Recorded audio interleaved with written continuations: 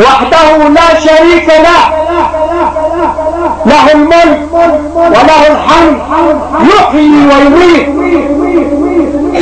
بيده الخير وهو على كل شيء قدير. وأصلي وأسلم على سيدي أبا القاسم رسول الله صلى الله عليه وسلم الذي أخرجنا من الظلمات إلى النور وتركنا على المحاجة البيضاء ليلها كنهارها لا يزول عنها إلا هالك والعياذ بالله. الحمد لله رب العالمين بيده الأمر كله وهو على كل شيء قدير، نحمده ونشكره نتوب إليه ونستغفره ونسأله أن يهدينا جميعا إلى صراط مستقيم. قال المولى تبارك وتعالى في محكم التنزيل: أعوذ بالله من الشيطان الرجيم، بسم الله الرحمن الرحيم، إنما المؤمنون إخوة فاصلحوا بين أخويكم واتقوا الله لعلكم ترحمون. ونشهد أن سيدنا محمد رسول الله البشير النذير داعيا إلى الله بإذنه وسراجا منيرا. اللهم صل وسلم وبارك على سيدنا محمد النبي العظيم الذي حثنا على العفو عند المقدرة. فقال صلى الله عليه وسلم لأهل مكة الذين آذوا وعذبوه بأشد ألوان العذاب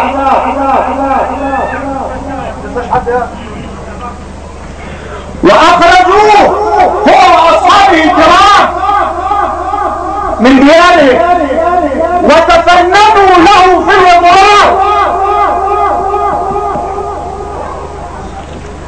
عندما دخل مكة فاتحا قال لأهل مكة: ما تظنون عني فاعل بكم؟ قال الذي رحمة للعالمين: ما تظنون يعني فاعل بكم؟ قالوا: أخ كريم وابن أخ كريم. قال: اذهبوا فأنتم الطلقاء. هذا هو محمد بن عبد الله الذي به نحن مسلمون، الذي يجب علينا جميعا معشر المسلمين صغيرا وكبيرا ذكر وانثى ان نتاسى به صلى الله عليه وسلم. ايها الاحباب،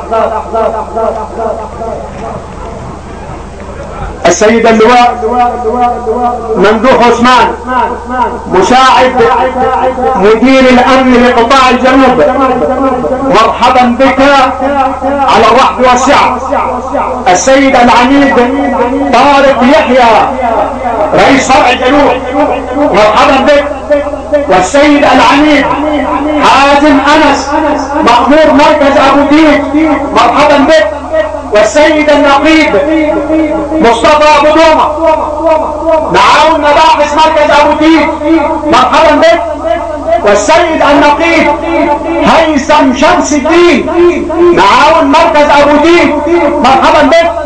والسادة ضباط مركز ابو ديك وافراده جميعا مرحبا بكم. ايها الاحباب، حياكم الله وجعل هذا العمل في ميزان حسناتكم جميعا. انه من دواعي السرور ان نجتمع جميعنا هذا اليوم العظيم الذي هو خير يوم او خير يوم طلعت عليه الشمس لمشهد هذا الصلح المبارك، ونسأل الله تعالى أن يجعله صلحا شافيا لا شيء فيه، لقوله تعالى والصلح خير.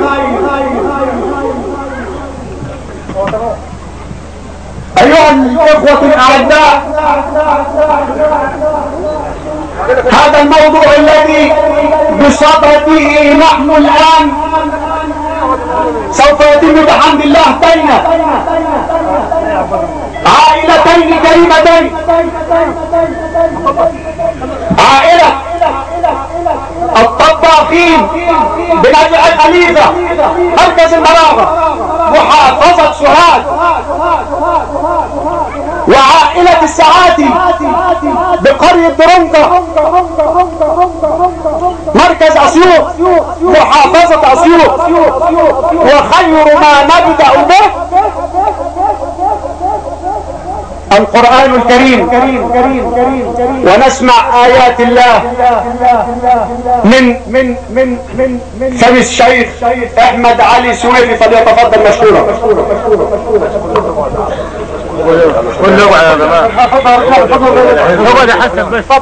نشكر الجمع الكريم وعلى رأسهم الأخ الفاضل العديد على قلب الناس بصفة عامة، والعديد على قلبي أنا بصفة خاصة، السيد العميد شرطة سابقا وعضو مجلس الشعب سابقا احمد بيه سعد ابو عقرب، نرحب به وبجميع ضيوفنا الاعزاء. نستمع الان الى ايات ذكر الحكيم للشيخ احمد علي، فليتفضل.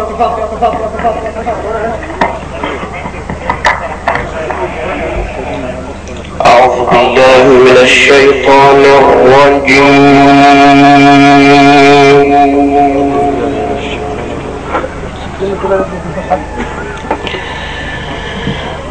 بسم الله الرحمن الرحيم.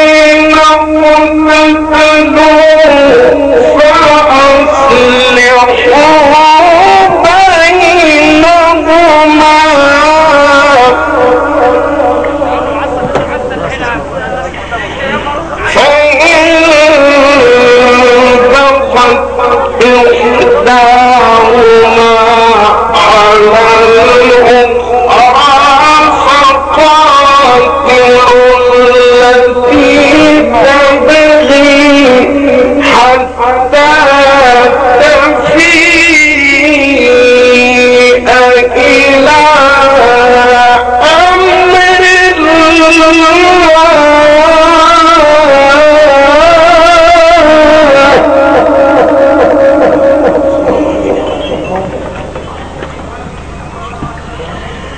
فإن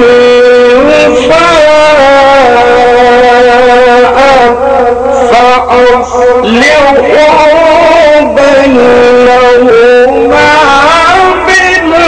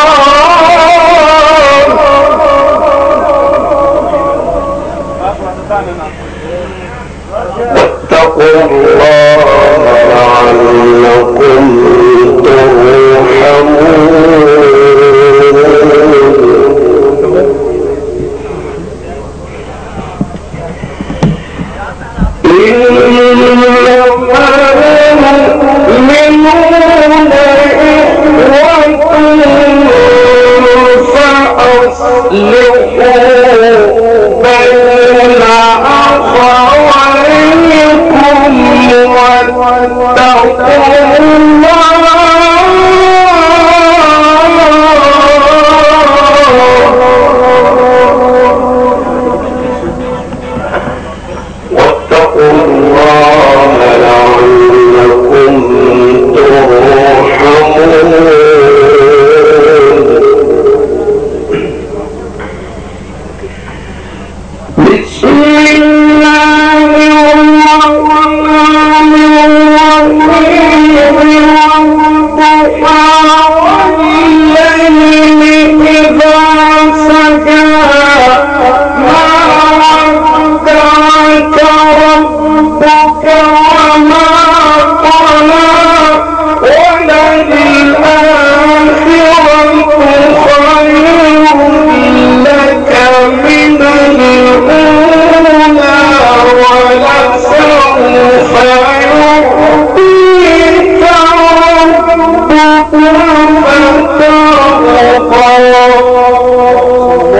وسلم. الله عليه وسلم.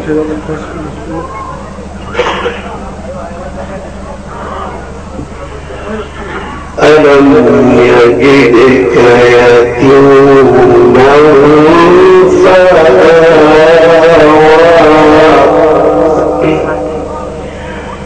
ووجدك ضالا فهدى ووجدك عائلا فأغنى فأما اليتيم فلا تقهر وأما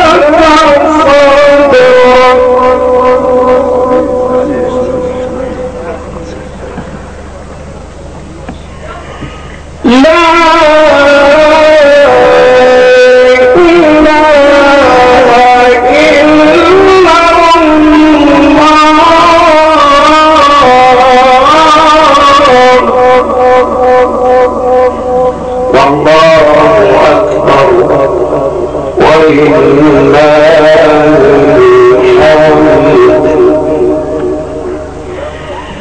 لا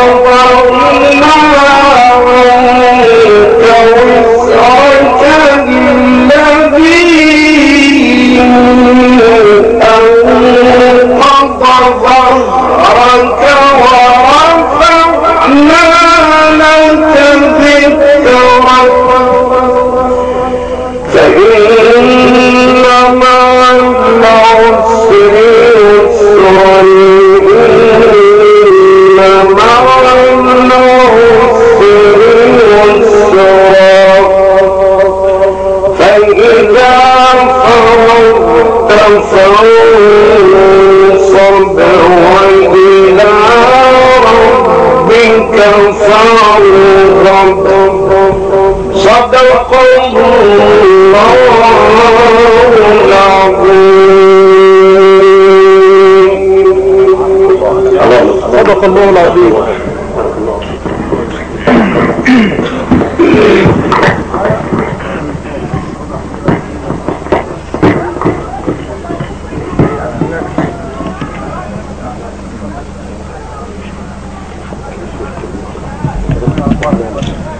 صدق الله العظيم وبلغ رسوله الكريم.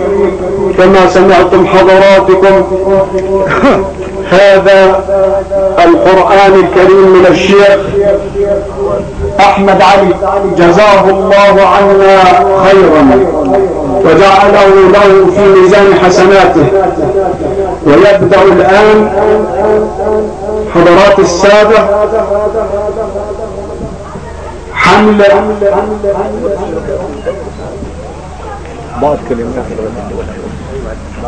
أيها الجمع الكريم، يبدأ الآن سماع السيد اللواء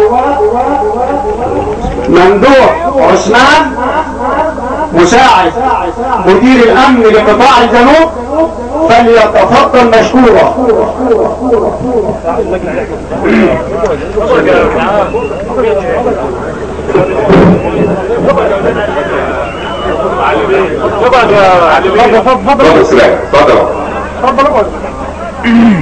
بسم الله الرحمن الرحيم. السادة الحضور الإخوة الأعزاء، السلام عليكم ورحمة الله وبركاته. وعليكم السلام ورحمة الله وبركاته. قال تعالى: بسم الله الرحمن الرحيم. وإن جنحوا للسلم فاجنح لها وتوكل على الله. صدق الله العظيم. وقال تعالى: بسم الله الرحمن الرحيم. ومن عفا وأصلح فأجره على الله. صدق الله العظيم. وإنه ليسعدنا ويشرفنا وبالإنابة على السيد اللواء مساعد الوزير مدير الأمن والسادة النواب والمساعدين وجميع السادة الضباط أن نلتقي سويا في هذا الحضور الطيب الكريم لإرساء وإقرار مبدأ التصالح بين الأهل والأقارب وسمو وعلو مبدأ السلام والطمأنينة بين الجميع تنفيذا لقول المولى عز وجل: بسم الله الرحمن الرحيم. وإن طائفتان من المؤمنين اقتتلوا فأصلحوا بينهما. صدق الله العظيم. وإنه ليخرجنا ويخرجنا، ونتمنى من القلب أن نرى هذه المشاهد بين العائلات في كافة قرى ومحافظة أسيوط واسمهان التي لا قربنا معزة خاصة، حيث أنها منها الأهل والأقارب والأصدقاء والأوفياء الذين يحافظون على وحدة الصف بين جميع طوائفه وسلامة الوطن. وجهوا لكم الشكر جميعا من هذا المنبر على تشريفكم بالحضور ودعمكم المستهلين للاتصال والتعاون والمحبة بين العائلات جميعا. ونشكر المولى عز وجل على هذا الصوت الكريم، على جمعنا الذي جمعنا وجعلنا يدا واحدة وكتفا بكتف تطبيقا لقول المولى عز وجل: واعتصموا بحبل الله جميعا ولا تفرقوا. ونتمنى من الله عز وجل نزع الخلافات التي بيننا ويمسح مبدأ الصلح والعفو والتسامح والمحبة حتى ننعم بالسلامة والأمن والطمأنينة. وإننا ندعوكم إلى تحري الدقة والصدق في القول وعدم الانسياق خلف الإشاعات المبغضة حتى لا تشعل الخلافات والصراعات بيننا، حيث قال الله تعالى: يا أيها الذين آمنوا إن جاءكم فاسق بنبأ فتبينوا أن تصيبوا قوما بجهالة فتصبروا على ما فعلتم نادمين. صدق الله العظيم. وأيضا نتمنى من الله العلي القدير أن نرى مثلنا الحبيبة في تقدم ورفاهية، وأن يجعلها دائما آمنة مطمئنة. والسلام عليكم ورحمة الله وبركاته.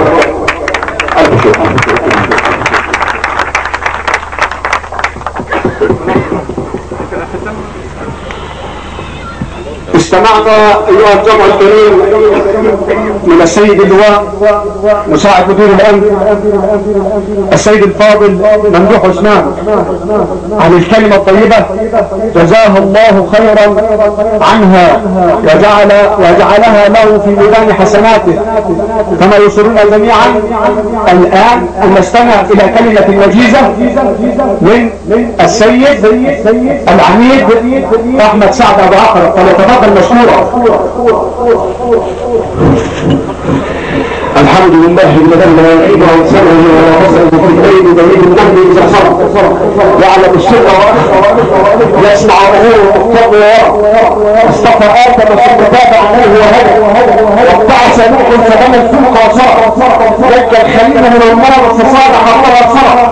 واصلوا واسلموا على رسول الله محمد اشرف الخلق عربا وعجما، وعلى ابو بكر الذي بذل النفس والارض كالمال وصعد في الدار والغالب كامرة، وعلى عمر الذي بهيبته ولى الشيطان وهرب، وعلى عثمان مجهز ينشر عزلة ثوب النبي كان حديثا يطار حيته الشهادة فقال مرحبا، وعلى علي اجل الشرف ما كان سيف شجاعته قبل ولا نبع، وعلى جميع الآل والأصحاب ما دعي صبح ولا مسا، صلى الإله ومن الحفظ وعرشه والطيبون على البركة أحمد. السيد اللواء مساعد مدير الرسول وصحب الكرام، اهالي قرية كلنا الكرام، اهالي طرفي النزاع، وانا اقول طرفي الصلح وليس طرفي النزاع، الذي اخذ شاكنا فخر وفتيهم وكدنا واخذنا المطر الصغير. اولا نتوجه بالشكر لله عز وجل، فلولا ترحمه الله من كتب هذه الرواتب البيضاء لتتم هذا الصلح الذي قدره المولى عز وجل بالنجاح والفلاح. فإذا أراد الله نفذت مشيئته وتهيأت الأسباب، كما أتوجه بالشكر إلى القائمين على هذا الصلح والذي يصدق فيه قول المولى عز وجل: ولتكن منكم أمة يدعون إلى الخير ويأمرون بالمعروف وينهون عن المنكر أولئك هم المفلحون.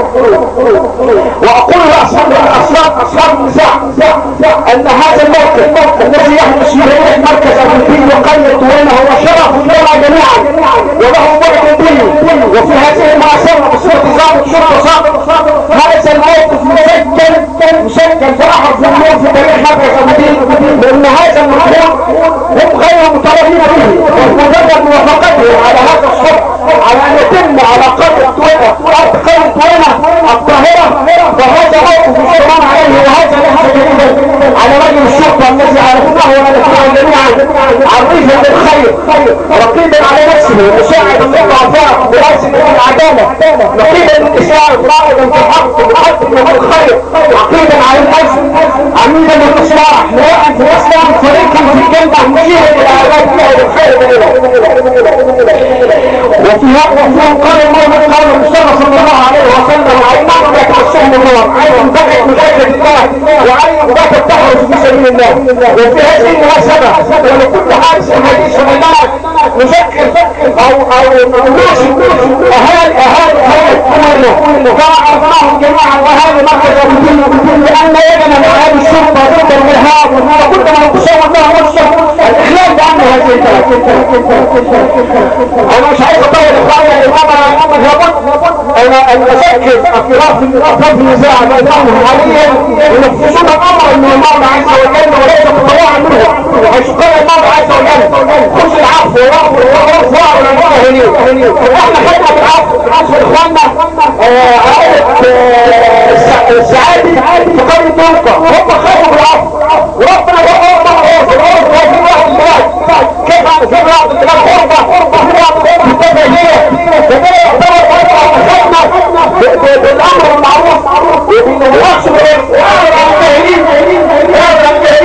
اناشدهم بالبعد عن الكفار والدم واهل الفتن وهو يقول زيارته يا سيدنا الابدا وفيه محفوظ وعطف غيره لسانك وقفه فيه عرض الليل وكل هؤلاء والناس يحسبه وانك الكفر بسرعه فدعها يقول يا عمر وكسر عليه وعلينا ان تكون قواتنا عمر بن عبد العزيز رضي الله عنه عندما جاء واحد الاشخاص وصلوا لفلان يسب الرئيسين اليه فقال له انت على امرين اما ان تكون فاسقا او تكون يقول ومن المولى عز وجل قال اذا جاء في الفاسق هذا فتبينوا فنبين هنا عنها اذا كان المدح صحيح او خاطئ.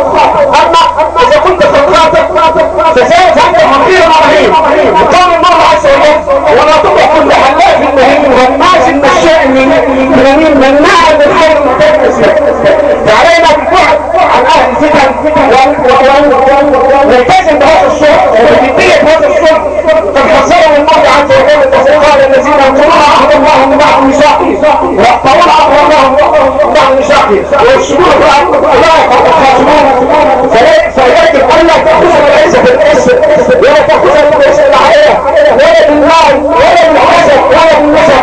فمن اعتز بماله القلب ومن اعتز بالله الوجود ومن اعتز بالحسد ونسب المال ومن اعتز بعقل الكل ومن اعتز بالله لا قل ولا حول ولا قوه ولا قوه. فاجعل بربك كل عزك يستقر ويسجد وان اعتززت بالمؤمنين فان عزك من يدك وليتك تهدي والحياه وليتك ترضى وتنام وتنام فصح منك الود فكلها يمين وكل الذي فوق التراب تراب. ايها الاخوه اتقوا الله وجعلوا السفينه تقوم البحر عميق ولكل عمل في الناقل مصير. مرة ثانية اشكر القائمين على هذا الشرطة والاخ الامين واصحاب هذا المكان ورجال الشرطة والعائلتين وشكرا لكم والسلام عليكم ورحمة الله وبركاته.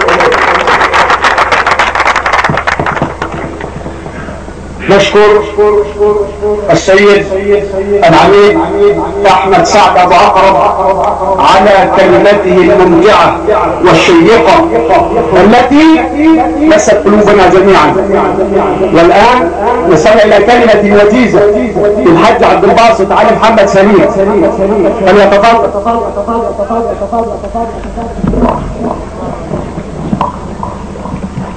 بسم الله الرحمن الرحيم. الحمد لله الواحد القهار مكور الليل على النهار تذكرة لأولي القلوب والأبصار وتبصرة لأولي الألباب والأنهار الذي أيقظهم الله من أرضه فزهرنا في هذه الدار وشغلهم بمراقبته وإدارة الأفكار والذي يخالف ذلك يوجب سخط الهواء والمحافظة على ذلك مع تغير الأحوال والأدوار. وأشهد أن لا إله إلا الله جعل مع الصبر نصرا وجعل من الدين فرجا وجعل مع العسر يسرا. وأشهد أن محمدا عبده ورسوله صلت عليك ملائكة الرحمن ما هبت النسائم وما ناحت عن عيك الحمائم لما طلعت على الوجود مزودة به الإله وآله القرآن. اللهم أيها الإخوة الأحباب، بعد هذا الكلام الجميل الذي سمعناه ليس هناك كلام أن تصلح بين اثنين، فما بالك أن تصنع أن تصلح ما بين محافظتين أو مركزين أو مدينتين أو قريتين. اسمع إلى قول الله عز وجل: فأصلحوا ما بين أخوين. وكما قال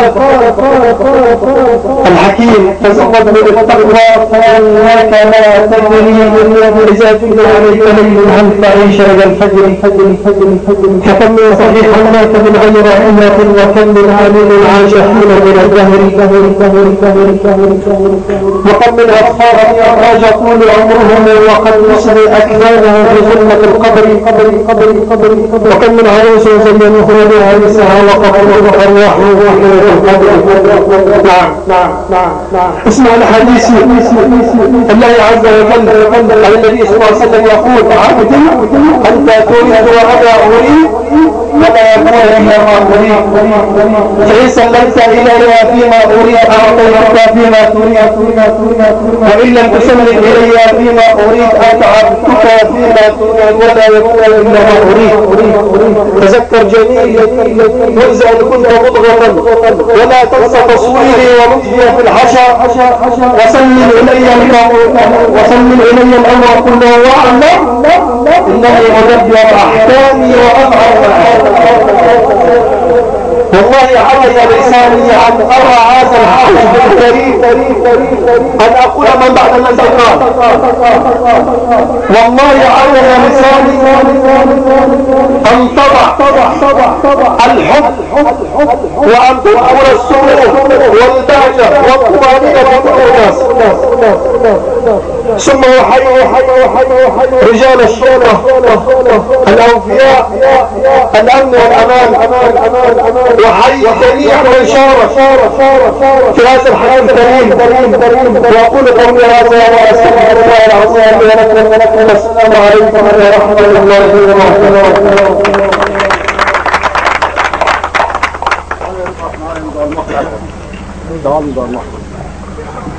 سمعنا منذ قليل كلمة وجيزة من الحاج عبد الباسط علي محمد السليم، جزاه الله عنا خيرا.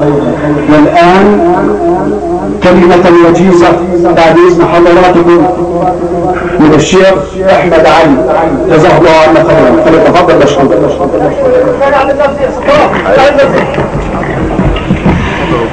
بسم الله الرحمن الرحيم. الحمد لله رب العالمين، والصلاة والسلام على أشرف المرسلين وخاتم النبيين ورحمة الله للعالمين سيدنا محمد وعلى آله وصحبه أجمعين. سيدي يا رسول الله، البدر دونك في حسن وفي شرف، والبحر دونك في فيض وفي كرم. أخوك عيسى دعا ميتا فقام له، وأنت أحييت أجيالا من العدم. نتوجه بخالص الشكر بعد شكر المولى عز وجل إلى سيادة اللواء ممدوح عثمان وصحبه الكريم،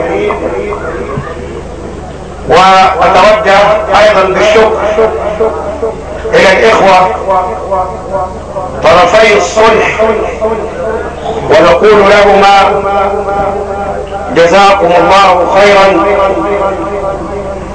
وأبشروا بأنه من عفى عن أخيه نال عفو الله سبحانه وتعالى يوم القيامة. فالله سبحانه وتعالى يقول: وسارعوا إلى مغفرة من ربكم وجنة عرضها السماوات والأرض أعدت للمتقين الذين ينفقون في السراء والضراء والكاظمين الغيظ والعافين عن الناس والله يحب المحسنين. كما أشكر الحفل الكريم السادة الحضور، وأهدي إلى الجميع هذه الأبيات الجميلة الممتعة من كلام الإمام الشافعي رضي الله عنه وارضاه. يقول الإمام الشافعي: إذا المرء لا يلقاك إلا تكلفا فدعه ولا تكثر عليه التأسفا، ففي الناس إبدال وفي الترك راحة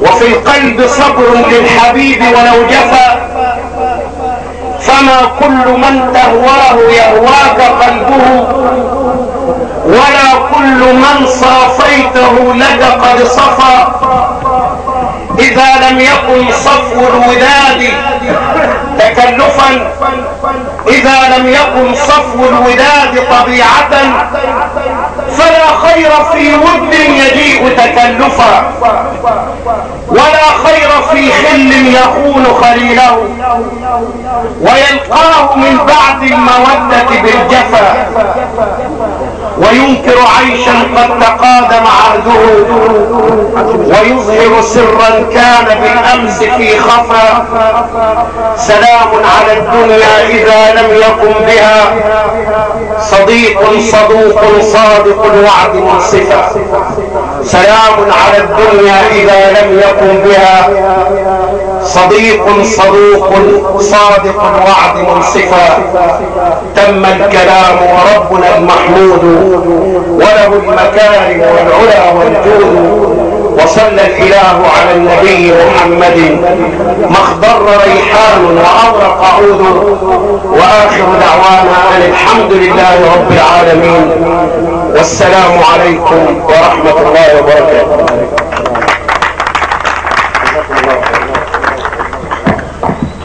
سمعنا حضرات السادة الحضور كلمة وجيزة من الشيخ أحمد علي جزاه الله عنا خيرا وجعله الله له في ميزان حسناته.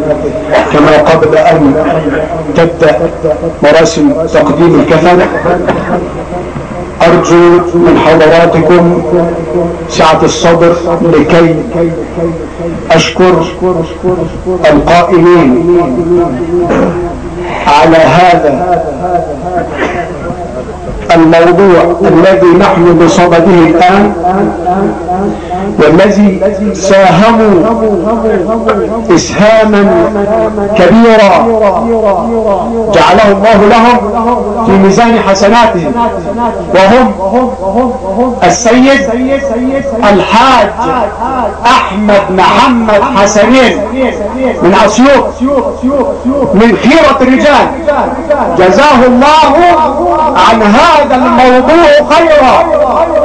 كما لا أنسى جهد الحاج إبراهيم العنتبلي من المرارة من خيرة الناس، جزاهم الله خيرا. بارك الله فيه. هذا هم الرجال الذين قال فيهم المولى تبارك وتعالى: لا نزكيهم على الله ولكن نحسبهم على خير. قال المولى تبارك وتعالى في مثل هذا الرجال: من المؤمنين، ولم يقل كل المؤمنين، من المؤمنين رجال صدقوا ما عاهدوا الله عليه، فمنهم من قضى نحبه ومنهم من ينتظر وما بدلوا تبديلا. هو بيقضوا العذاب. جزاكم الله عنا خيرا. والآن تبدأ مراسم تقديم الكفن. أستاذ عزيز كده المسؤول يا علي قلت الناس تقعد بس خلاص يدخلوا بعد الزكوم. اتفضلوا الزكوم. نعم يا سيدي. كل اسم اللي جاي ومش من السجن. محمد عطية من المراغة وحافظة شهر، وسوف يقدمه الى السيد الفاضل المحترم العفو حسام ناصر مصطفى واخيه مصطفى، جزاهم الله عنا خيرا، فليتفضلوا مشكورين. معاك قول اتفضل بقى، قول اتفضل.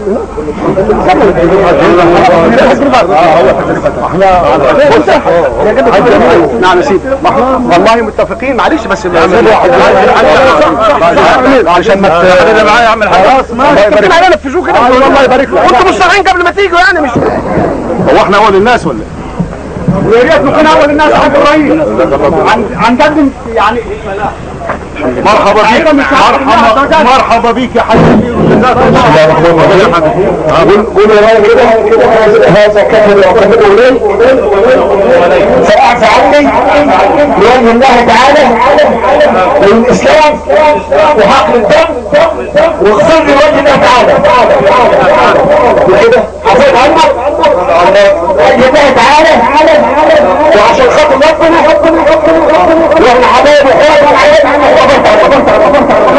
واخوات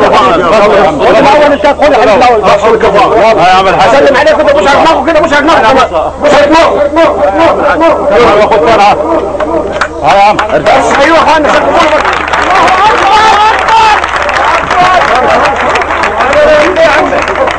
العيدين بقى كل واحد يحطوه على المصحف كده لو سمحت. تعالوا حطوه على المصحف يا مصطفى، على المصحف كده اللي هنختار مش هم الاثنين بس، العيدين 4 منهم ما حصلش حطوا على الكرسي الثاني. انا عايز كل اجيب 4 منهم ماشي بس عملنا السرعه اتفضل يا عم رفعت. ماشي اتفضل يا عم الحاج ابراهيم يا بدري.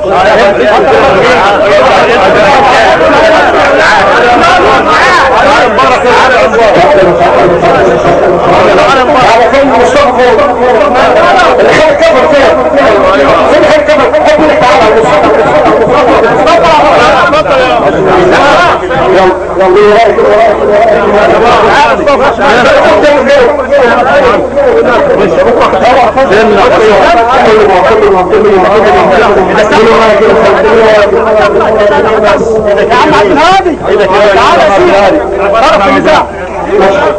اتفضل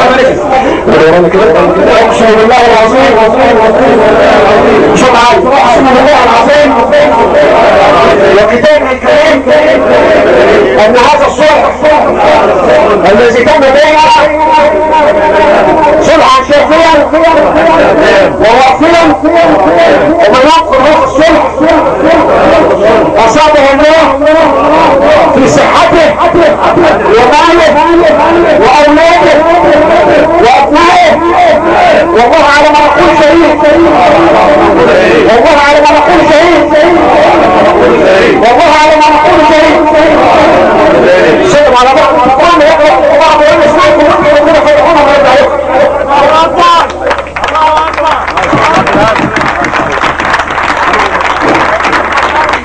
بصوا قلنا ان هذه الحكايه لكم بعيدا عن الصلح ده، قد انتهت عن نعمه اصرار في ناس حلفت 22 من الفتح عن الحليم كل راح عشان القصه و22 من الحلفاء قبل ما يحلف ابو محمد كانوا الحلفان على نيه المحدد على نيه تانية انا عايز اصلح الفتح اللي حرموه، فان هننقل صلح وقعدنا في المشرعه او في حكايه الكلام يشهد الله هم الطرفين حلفوا مره بالعهد اللي حلفوا من 22 في المقابل حاليا و22 التانيين تاني الاعدام بالسن تخلوا عن حصل سيب السلاح اللي فيه احنا ضمانه ربنا الفتح والقران بيخلف الوقت بيخلف العرب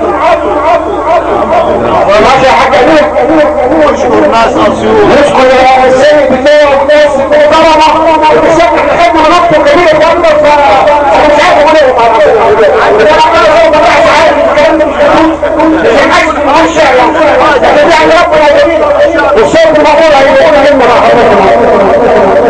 الحمد لله كثيرا ان ما زال الخير في هذه المنطقه ان احنا نرى في هذا الزمان اسرتين او العائلتين ان يتم الصلح بينهم ده شيء عظيم ويحقق الشق الامني المطلوب في مصر. احنا بنشكر العائلتين دول على هذه البدايه الطيبه. نتمنى ان من جميع اهالي الصعيد، وانا بخص مركزي مركز ابو تيج، ان يتم الصلح ما بينهم، لان ده في النهايه مجهود وزاره الداخليه في تحقيق الامن المنشود. نتمنى ان شاء الله من ربنا سبحانه وتعالى ان يعم هذا الصلح على جميع المتخاصمين في اهالي هذه البلد. شكرا. شكرا للسيد النواب والسيد الرئيس الكريم والسيد مدير المركز والسيد ضباط المباحث. واحنا مش عارفين نقول ايه حسن يوم عيد الله العظيم. لان النبي عليه الصلاه والسلام كان هناك امر في سلم ومعافى في دجله لم نقول يوم القيامه هي اللي ربنا يكون فيها.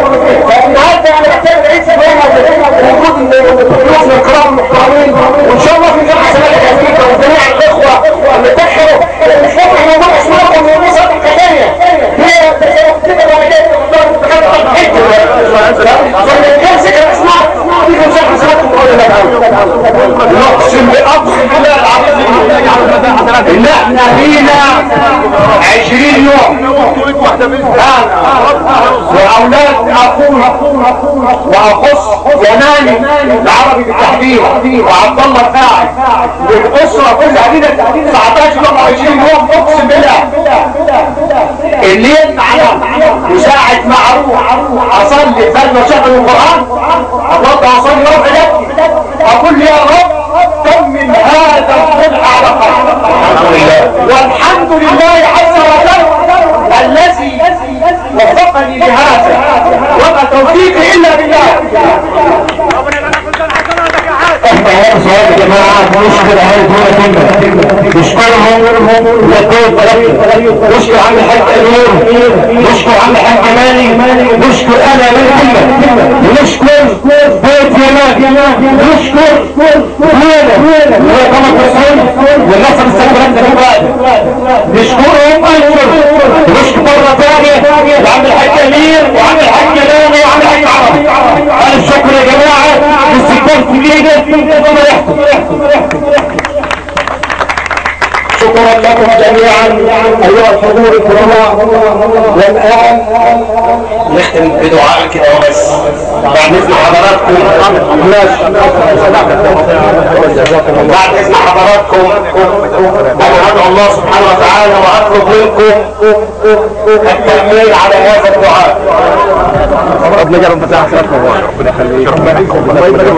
نسأل الله سبحانه وتعالى أن يوفقنا وإياكم لما يحب وأن يحفظ مصر وأهلها وشعبها وجيشها وشرطتها وأرض مصر جميعا. نسأل الله أن يحفظها من كل مكروه وسوء. اللهم احفظ بلادنا من كل مكروه وسوء ووفقنا إلى ما تحب وترضى يا رب العالمين.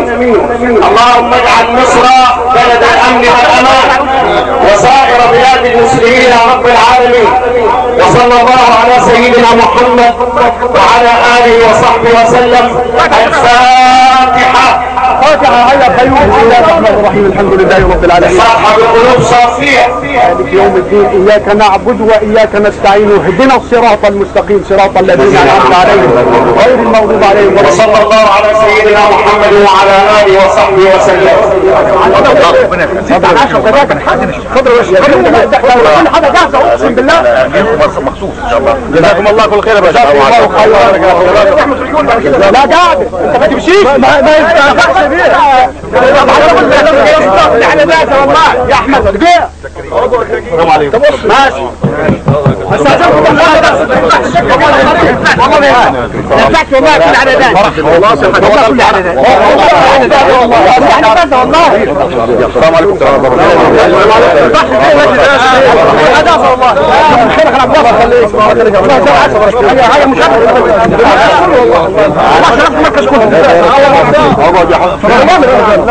والله شرفتونا.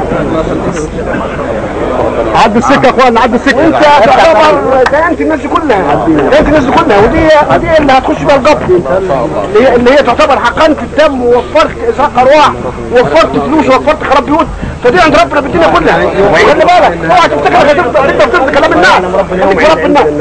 اوعى تفتكر انك انت هتحسب الناس، لا خليك في ربنا. فدي عند ربنا كبيره خالص خالص، وانت كبرت انها تفضل الناس كلها. فعلا صح. فعلا كل اخواننا يبقى مكانه احسن حاجه في القصه دي اطعام الطعام. طيب لا شيء ابدا. 10 دقائق. لا 10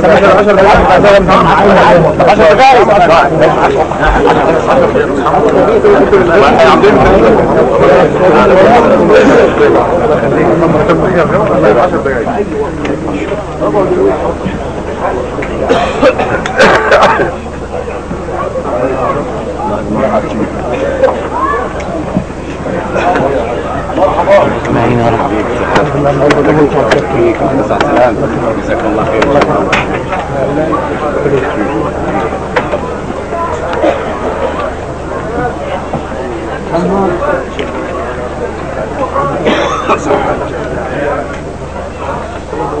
على بره.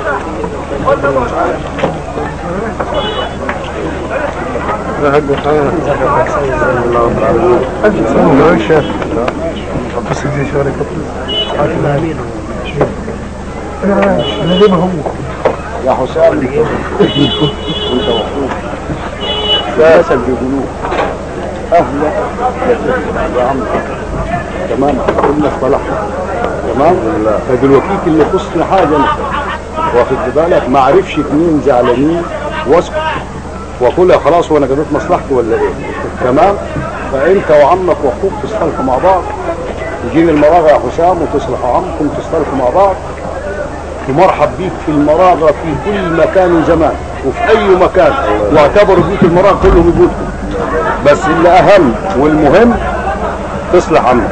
لو ما عدوش علينا في النادي يبقى ما اصطلحش بس، واللي ما جيتوش نادي اخليه فاكركم ما اصطلحتوش معانا، بصراحه صعب عليهم. ان شاء الله تمام. يجي عشان عمك العم والد. ماشي يا مصطفى، تكلم حسام وتجي لي كده واخد بالك تقعدوا مع عمك. ماشي. اقعد يا اخوان اقعد.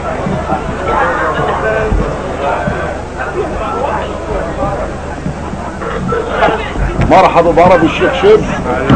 يا مرحبا، شرفتونا والله ونورتونا وقدرتوا بنا واهلا وسهلا بكم.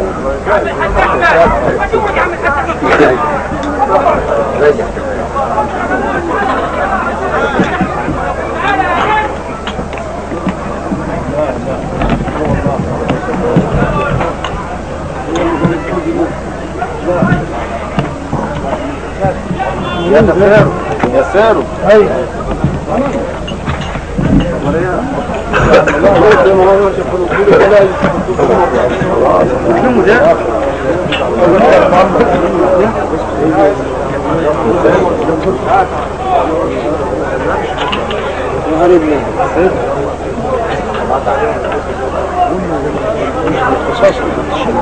لكن مش حاجه من ده.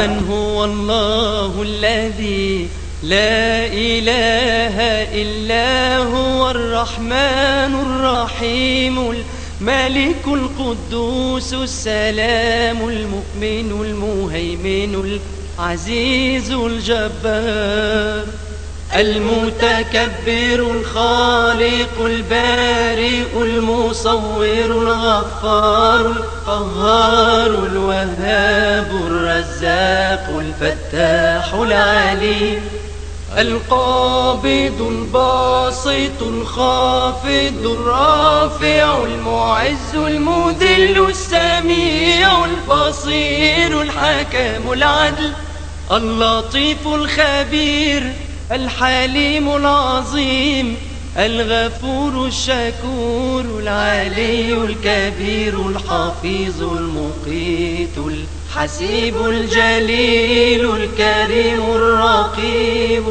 المجيب الواسع الحكيم الودود المجيد الباعث